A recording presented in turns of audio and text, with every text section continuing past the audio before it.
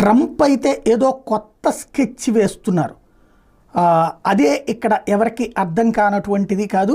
ఇప్పుడు అమెరికాలో చర్చకి తీసుకొచ్చినటువంటి అంశం ఏంటది అంటే, ఆయన ఏదైనా సరే లాస్ట్ ట్రిప్ కూడా మాట చెప్పిన తర్వాత సీరియస్గానే ఎఫర్ట్ పెట్టుకొచ్చాడు కాబట్టి ఇప్పుడు దాని మీద నడుస్తుంది.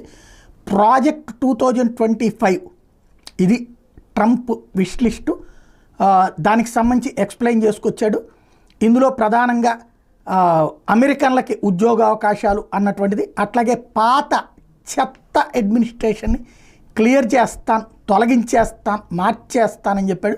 సివిల్ సర్వెంట్స్ని మార్చేస్తాం, అట్లాగే అధికారాలు క్లియర్గా ఉండేటట్టు చేస్తాం, ఎక్కడ తప్పు జరిగినా సరే అంగీకరించే ప్రసక్తి లేదు, మారిన అమెరికాని చూపెడతాను, 2025 నాటికి మళ్ళీ అమెరికా అన్నటువంటి గొప్పతనం ప్రపంచానికి